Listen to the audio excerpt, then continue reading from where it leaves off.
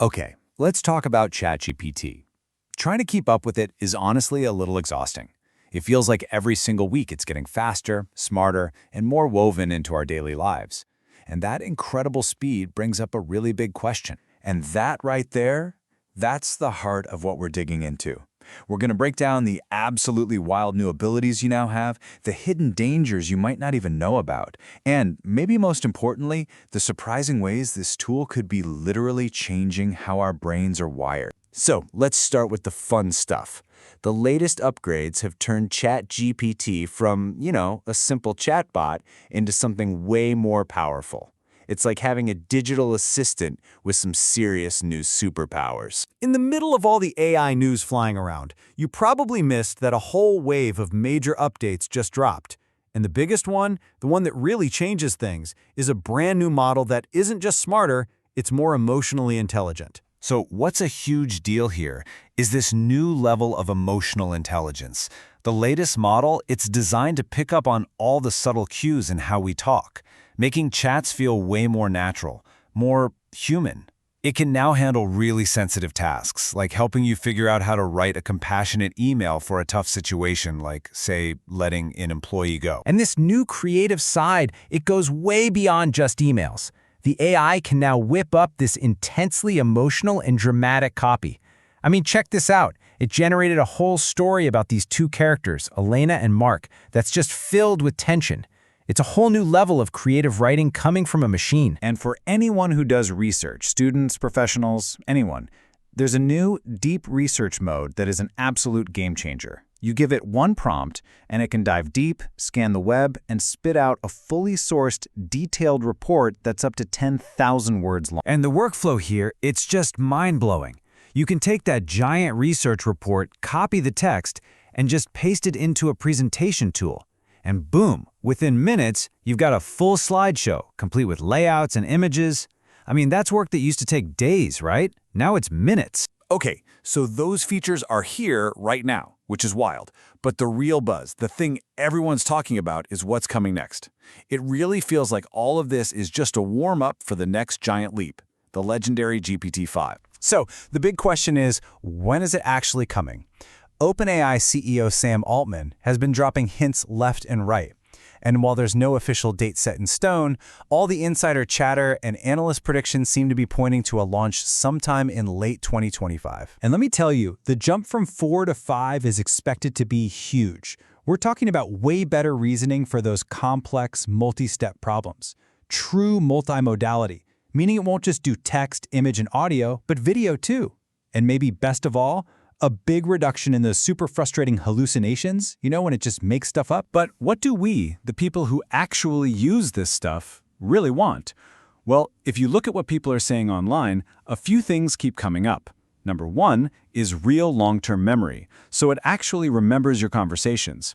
And a close second is for it to act like an agent, to actually go do things for you, not just tell you how to do them yourself. Okay. This all sounds absolutely incredible, right?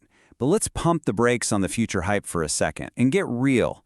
Beyond all the slick demos, what's it actually like to use ChatGPT day in and day out? What's the reality? So when you look at the reviews, it's like there are two totally different experiences. On one hand, it's an incredibly powerful and flexible tool. Even the free version is amazing for brainstorming or coding. But on the other hand, you've got the daily usage caps, the privacy fears, and that unnerving knack it has for being so confident and yet so wrong. And this quote from a user on Reddit, man, it just perfectly captures that feeling so many of us have. It's like you're in a constant negotiation, trying to trick or beg the AI to just do what you asked it to do instead of giving you a lecture on how to do it. It's a real and deep frustration. Look, being frustrated is one thing, but there's a much more serious side to all this we need to talk about. What's the real price we're paying for this free tool, especially when it comes to your privacy and your personal security? Okay, so security experts are pointing to 4 big risks here. First, your private chats could get exposed in a data leak. Second, there are tons of fake apps out there that look like the real thing, but are designed to steal your data.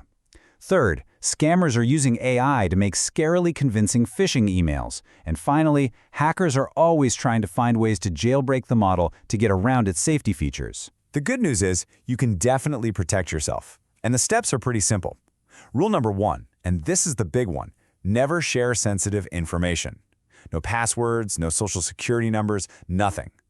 Only use the official app, turn on two-factor authentication, and most importantly, go into your settings and turn off chat history for training. Okay, so protecting your data is one thing. But what if the biggest risk isn't about your data at all? What if it's about your own mind?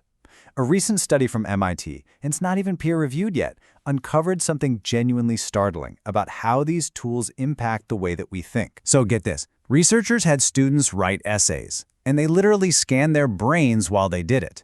And the results were just stark. The students who wrote with no help, their brains were buzzing.